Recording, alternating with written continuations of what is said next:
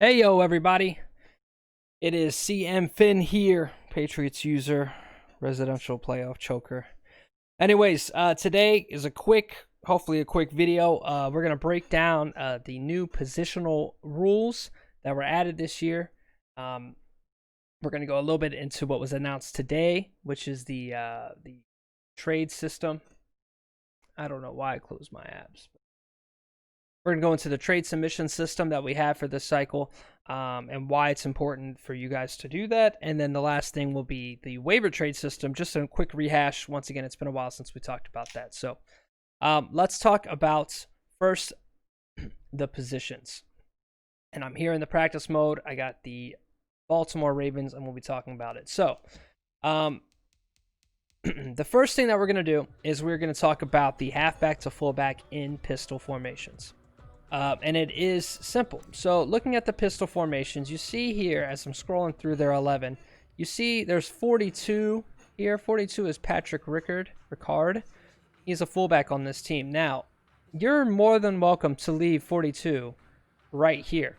Okay, but what we wanted to do with more teams in the NFL using option and pistol and multiple running backs, we wanted to replicate that here in the league. So you are now able to formation sub out this fullback and put in a halfback. Let's say, for example, J.K. Dobbins, and how that looks on the field is just like that. You have J.K. Dobbins back there with Mark Ingram and Lamar Jackson. Once those triple option plays and pass plays, they just get a little bit more effective and a little bit more variety. And then you can, do your thing. Now, one thing to remember, though, is if it is a tight end in the backfield, all right, you're allowed to sub out the fullbacks in pistol. But you see here in this full house base formation, you have we already subbed out J.K. Dobbins, or subbed in J.K. Dobbins. But you see this tight end, Mark Andrews, we are not going to allow you to put a halfback there. In fact, if you click and try to, it won't even let you put a halfback in there. But just in case the game were to allow you to, we're not allowing that. Okay, only halfback for fullback and pistol. Now, another thing to keep in mind here. Let's come out into play. Madden has now allowed you to audible to any formation in your playbook that matches your personnel. So we're looking at some football knowledge here. 2 halfbacks and 1 tight end. That's 21 personnel. 2 halfbacks, 1 tight end. And what you are allowed to do, or not allowed from a top Madden sense, but what the game allows you to do is you can audible to any formation that has that personnel in your entire playbook. While most of them are pistol, if you notice here, is the I-form slot flex. So the game lets me audible down, and I'm currently breaking a rule, and that's having J.K. Dobbins, who is not a fullback, in there at fullback. So make sure that even though you can stay in pistol, or you can audible to shotgun formations, you cannot motion down to strong or I formation because J.K. Dobbins is not allowed to play fullback in this scenario. That would be against the rules, and you would lose the privilege to use this. So when we're thinking about these positions and what the game allows us to do, you have to remember that you have to comply with the rules. None of these are allowed to be workarounds for the current rules. How does that also work, that halfback to pistol? Let's go to a shotgun formation that has 3 wide receivers. 3 wide receivers here, Brown, Boykin, and Willie Snead, and then 1 tight end, and then 1 running back. That's what you call 11 personnel. 1 halfback, 1 tight end. If you were to sub out Willie Snead for J.K. Dobbins, which per the rules you are allowed to play a halfback at slot wide receiver, you can now come out in this formation, and you have how many halfbacks on the field? 2. And you have how many tight ends? 1. So now it's 21 personnel, even though it was 13 originally. So I can run this play like this how I want, but now the game recognizes it as 2 halfbacks instead of 3 wide receivers. So now I can audible down to pistol. So look here, now I'm in the pistol, and I'm following the rules because I'm allowed to have 2 running backs there in the pistol. But what am I not allowed to do? I'm not allowed to then motion down to the I form flex. See, now I'm breaking the rule. Do you see how it works? You can very easily go from good to bad in just a couple of audibles. So make sure that you are following the rules and getting into the pistol and then running your plays in accordance with the rule book. And don't throw pick sixes. So that's about it. We get it. I don't think there's any more need to beat a dead horse. Let's move on. Next position that we're going to allow is actually, it's not really much of a rule change, but I just want to rehash it because I don't think anybody used it at all. So let's go back to this. Let's go back to this formation that we were just working out of with 3 wide receivers, 1 tight end, 1 running back in the backfield. Okay, 13 or 11 personnel. So something that we allow is we allow a tight end to play any of the wide receiver positions, but just one of them, not 2. So I could take, let's say, number 80, Miles Boykin, and I can sub in Nick Boyle. Now, does this really work for Nick Boyle? Not really, but maybe somebody like Evan Ingram and George Kittle, those guys have that flexibility and the ability to play out wide, and maybe you have a second tight end on your roster that's got some skill that is worth playing. So now you can come out and run your play, and you're allowed to have these 2 tight ends. Now, that's following the rules. That's great, but just to rehash the new feature that Madden 21 added in terms of audibling to any play, now this is actually recognized as 12 personnel because I have 1 running back and 2 tight ends instead of the 13 personnel. Or 11 personnel, sorry, it's 12 personnel. So what does that mean I can do? That means I can actually now hot route to or audible down to any of my single back formations that have 2 tight ends down, and now I can kind of power run and have these plays available to me. So, you know, I don't want to give away all the secrets and ways to make your game unique. I'm trying to show you why we are bringing these rules in, but at the same time, if you don't follow them, you will lose the option to run these plays for an entire season until you basically learn your lesson. That's it for the offensive side of the ball. Let's go to the defensive side of the ball and talk a little bit about sub linebackers. So I'm actually going to switch sides here. And the reason why is I think the other team is a 4-3 team, the Giants are. And that's just going to make my life a little bit easier to deal with if they are.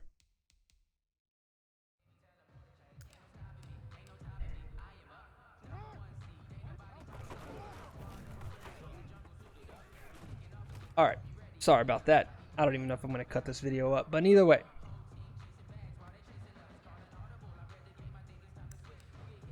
Oh, we should be on the defensive side. I forgot I flipped sides. So while I'm doing this nonsense, because I don't plan anything out, sub linebacker. So now this is the first year that we are going to allow strong or any kind of safety to play down, and by what I mean by any kind, either a free safety or a strong safety, to play sub linebacker on the depth chart. First thing we need to talk about is, what do I mean by sub linebacker? No, you may not change the safety's position in the game to be middle linebacker at your franchise screen. There is a sub linebacker depth chart thing. I'm sure you got a lot of you are familiar with it. Where when you are in nickel or dollar or dime, it overrides the normal linebacker depth chart stuff that you have here. These middle linebacker and right linebacker, right outside linebacker, left outside linebacker. It overwrites these, and these are the linebackers that are going to be in the game when you're in nickel, dollar, dime, nickel 335. We are now going to allow one of these 2 guys, these 2 starters, to be a strong safety as long as they fit the following parameter. Their default and primary scheme has to be run stopper, and they have to be 213 pounds or more. 213 pounds on the dot or more. Not 212. 213, yes. All right, and one of the guys that fits that mold is Jabril Peppers. You see, he is 213 pounds on the dot. So now Jabril Peppers is allowed to play. I can put him in the 1 or the 2 spot. Now, say I have 2 players. Let's pretend for a second. Let's say Nate Ebner is eligible to play. I don't know what his scheme is, but let's just say that he happens to be run stopper scheme. He would be eligible to play 1 or 2, but he is not in this scenario because Peppers is already playing there. We are not allowing 2 of them to be there at the same time, even if they're both eligible. You still have to have one of the true linebackers, as long as they're a 3-4. It doesn't have to be a middle linebacker. It could be a right outside linebacker, as long as they are what we would classify as 4-3 off-ball linebackers. If you have any question about that, hit my DMs. This is not the time. This video will go forever if I do so. So, remember, 213 pounds or more, run stopper scheme. So let's go out to the playbook because there's one more thing we have to look at before.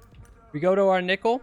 We have 4 formations. We have 2-4-5. We have 3-3-5. We have 2-4-5 double A gap. And we have 3-3-5 wide. In nickel normal and nickel 2-4-5, this formation right here, we are not allowing Jabril Peppers to come down and play sub linebacker. You have to keep the actual true linebackers there. Why? The reason why is we want to allow for fluidity, but we also don't want to erase the concept of nickel defense, which is inherently 2 linebackers. So 2-4-5 has to stay the same and follow the rules as before. But you come over here to 3-3-5 odd, and we are now going to allow you to come down and play. I have to sub in somebody else, Love.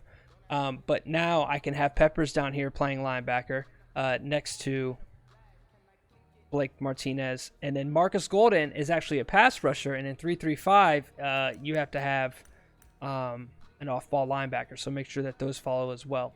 And then you can have your outside pass rushers there. Anyway, so yes. So now Jabril can come down and play sub linebacker in these formations. He can do it right here in double A gap. You can put him right there. You can also put him, if you wanted to, you could put any safety here in the slot if you wanted to as well. So you could have a bunch of safeties and linebackers up front. So there's a lot of things you can do, but in terms of the sub linebacker rule, 3-3-5 wide,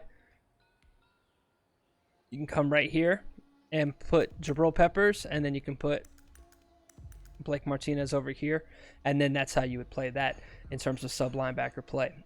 Once again, just to rehash the rules, 213 pounds or more, run stopper scheme. You cannot develop a player into run stopper scheme and then play them there. He has to be there at the start of the game. Drafted players are allowed to. Have there been some concerns that we're looking at as CMs? Yes, but I'm not going to talk about what we might do. I'm only going to talk about what you can do day one here. So that's sub linebacker. Also similar to the sub linebacker rule set is the depth chart position of rush D tackle and rush right end and rush left end. Once again, when you're in your basic 4-3 defense, you have your edge players playing left end and right end, and then your interior guys playing defensive tackle. These settings do not change, and our rules do not change when it comes to 4-3 to 3-4 base. But when you go into nickel and dollar and dime, very similar to how sub linebacker overwrites the linebacker positions, rush left end, rush right end, and rush D tackle overwrite the defensive line positions.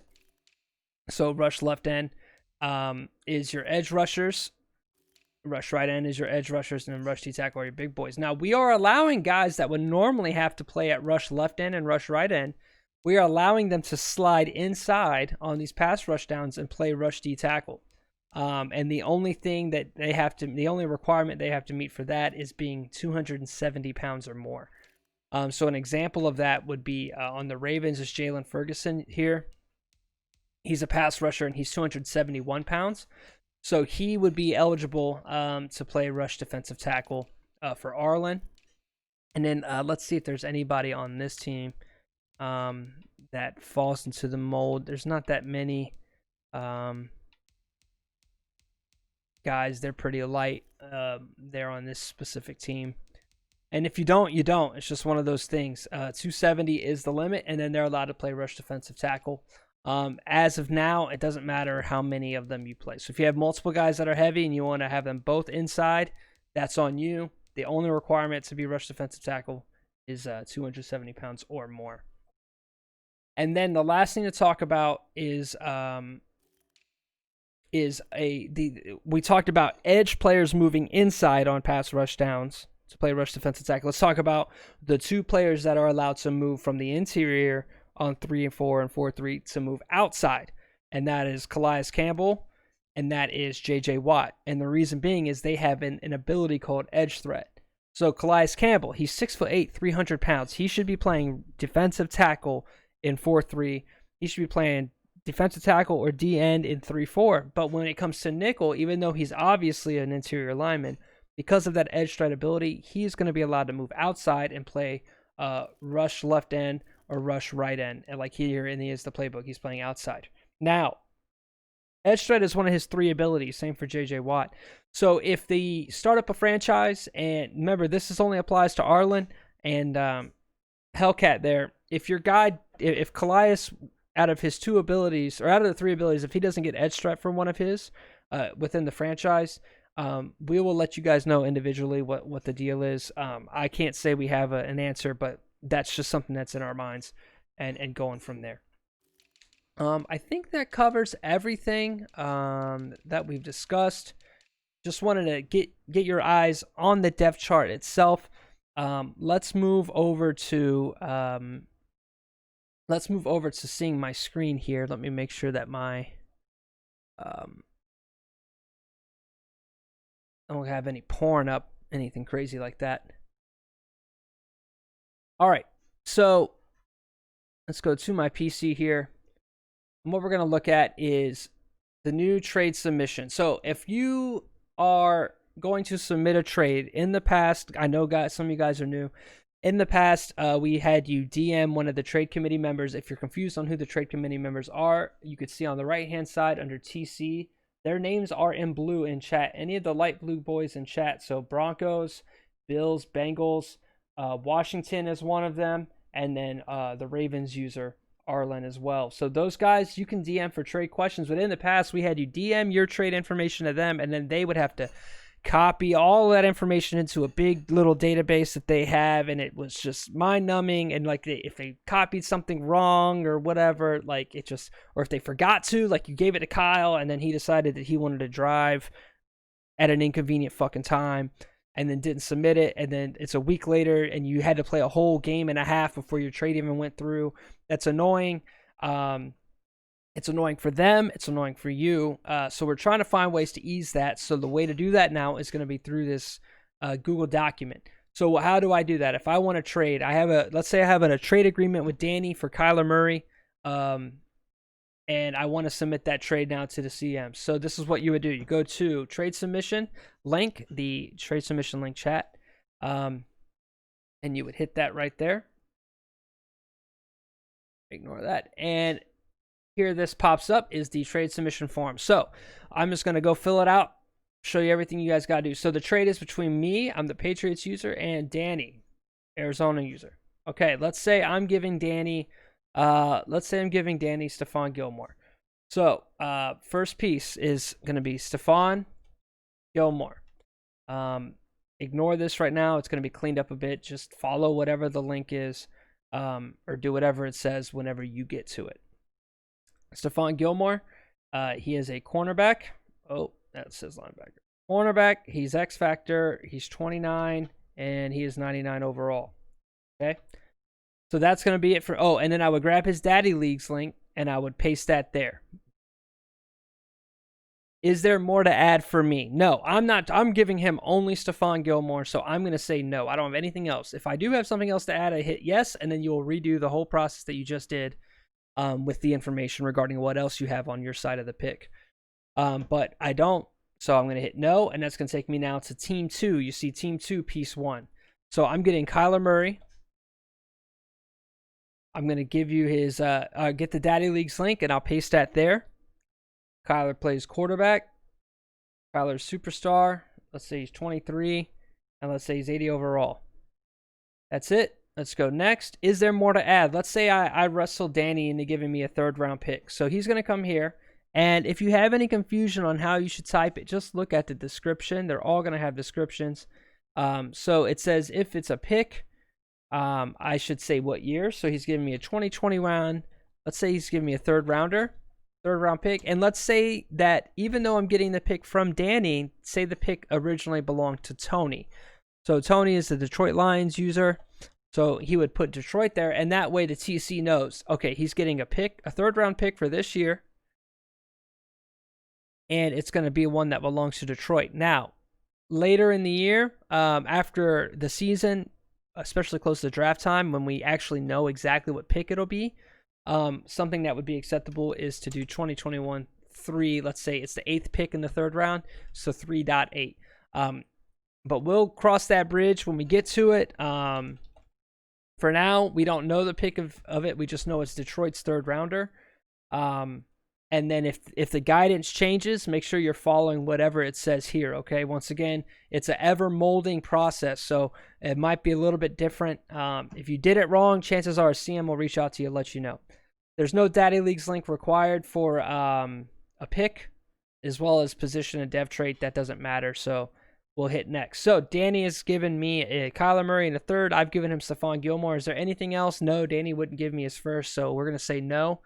And then you hit next, and it's going to submit this trade. Now, I'm not going to hit next because I don't want this trade to get submitted to Davey, and he's going to get mad at me. But once you're done, it's just going to submit it, and it'll say, hey, do you want to submit another trade?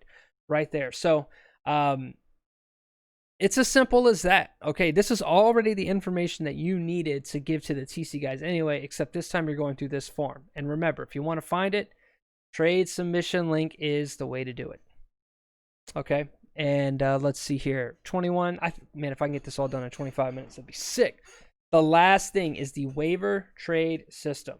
Okay, so we talked about this before. I put out a whole ass article about it, and pretty much this year we introduced a system that would allow you to. Let's see if I can't find it. Where is it? Here it goes. The waiver trade system. If you don't remember, there's some teams, the Saints, the Falcons, the Eagles. There's a lot of teams that might be really stuck with cap and might have to, they're trying to get rid of a player, but nobody wants to take him, or they can't get the value that they want, or whatever the hell is going on. So what we want to do is, if you're trying to get rid of a player and you don't even want a 5th back, like you don't even care. You know, say this is an 89 overall player, but he's so old that there's nothing that or he's just eating up way too much cap. You don't want him anymore at all. You need cap space because you have some like rookie quarterback that you have to, or this 4th-year quarterback that you have to sign, or for whatever reason. What am I getting tagged for? Oh, sorry. Anyways, if there's some player that you just really, really got to get rid of, and you can't get a trade partner or whatever, what we didn't want to do is we did not want the trade committee to say, oh, JJ Watt, who's older, let's just decrease his value for this one pick that, that the Texans user pick. Like, let's say Texans and Pest are trading with each other for JJ Watt.